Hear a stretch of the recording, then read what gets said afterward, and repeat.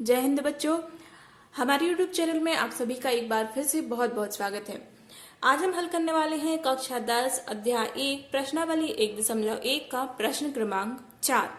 चलिए शुरू करते हैं आज का ये वीडियो। यूक्लिड विभाजन प्रमेयिका का प्रयोग करके दर्शाइए कि किसी धनात्मक पूर्णांक का वर्ग किसी पूर्णांक m के लिए 3m या 3m धन 1 के रूप में होता है। यहाँ पर हमें ये दर्शाना है कि अगर कोई पूर्णांक है और वो क्या है m है, तो ये हमेशा 3m या फिर 3m धन 1 के रूप में होगा। ठीक है, धनात्मक पूर्णांक का वर्ग। चलिए तो शुरू करते हैं। सबसे पहले हम मान लेते हैं कि x कोई पूर्णांक है, तो माना कि x कोई धन पूर्णांक है। x कोई क्या है? धन पूर्णांक है। x कोई धन पूर्णांक है, तब यह है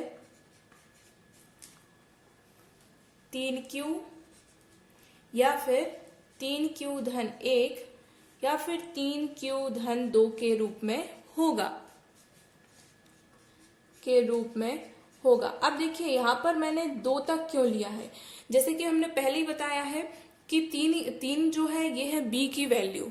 ठीक है, इसके पहले के वीडियो में मैंने आपको यूक्लिड विभाजन जो प्रमेयिका है वो अच्छे से समझाई है, तो आप उसको जरूर देखिए ताकि मैं जो भी क्वेश्चन सॉल्व कराती हूँ वो आपको अच्छी तरीके से समझ में आए।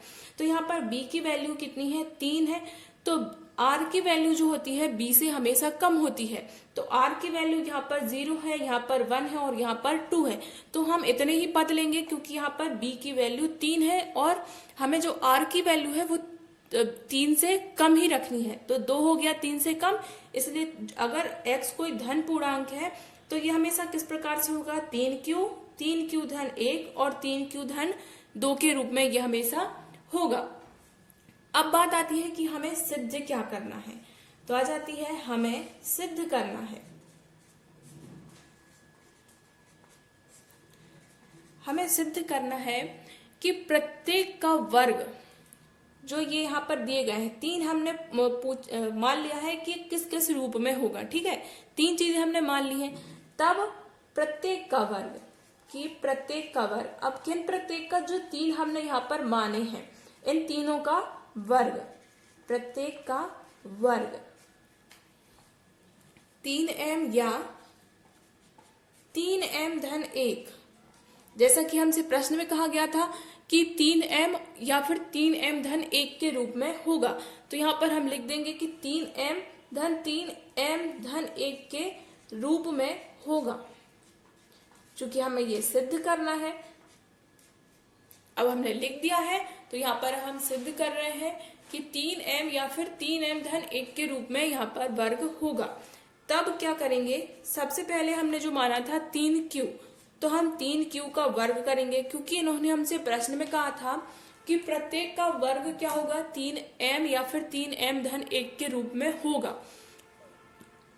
और पहला हमने क्या माना है? 3q, तो 3q का हम वर्ग करेंगे, तो ये कितना होगा? 9q का वर्ग। अब यहाँ से हम 3 बाहर ले सकते हैं, क्योंकि 9 को हम क्या लिख सकते हैं? 3 गुणा 3, वही बात है। तो ये क्या हो जाएगा? 3q का वर्ग। देखो 9q के वर्ग को हम इस प्रकार लिख सकते हैं, 3 कोष्टक के अंदर 3q का वर्ग, क्योंकि जब इस 3 का गुणा अंदर होगा तो 3 त्रिका 9q का वर्ग।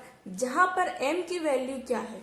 जहां पर m इक्वल टू क्या है? m इक्वल टू है 3q का स्क्वायर, 3q स्क्वायर। तो देखिए यहाँ पर m की वैल्यू है 3q स्क्वायर, तो ये कितना हो जाएगा? 3m। बस पहला तो हमारा आ गया कि जो हमारा धन पूर्णांक का वर्ग है, पहला धन पूर्णांक 3q था, तो 3q के वर्ग को हम 3m के रूप में लिख पा रहे हैं। चलिए अब दूसरा धन पूर्णांक हमने जो माना है उसको हम लिख के देखते हैं। दूसरा हमने क्या माना था? 3q धन 1। अब इसका भी हम वर्ग करेंगे, और जब हम इसका वर्ग करेंगे तो ये क्या हो जाएगा? सर्व समीकरण लग जाएगी a धन b का वर्ग, तो ये हो जाएगा 9q का वर्ग धन 6q धन 1, a का वर्ग धन 2ab धन b का वर्ग। अब इसमें भी हम इसको बाहर ले सकते हैं, इन दोनों में से। इन दोनों में से हम क्या बाहर ले रहे हैं? हम 3 बाहर ले रहे हैं। ठीक है, यहां से 3 बाहर लिया तो ये हो गया 3q का वर्ग, और यहां से 3 बाहर ले लिया तो ये हो गया 2q, और ये धन 1, ये बचा हुआ था धन 1। अब यहां पर भी m की वैल्यू क्या है, यहां पर हम m की वैल्यू मान रहे हैं, जो ब्रैकेट के अंदर आ रही है उसको हम m की वैल्यू मानेंगे। तो यहाँ पर m की वैल्यू है 3q का स्क्वायर प्लस 2q।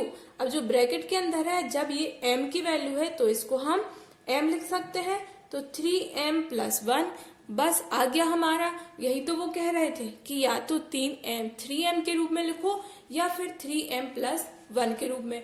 तो यहाँ पर क्या होगा, 3m प्लस 1 हो गया। अब एक और बचा है, हमने एक संख्या और मानी थी। क्या माना था, हमने माना था 3q धन 2।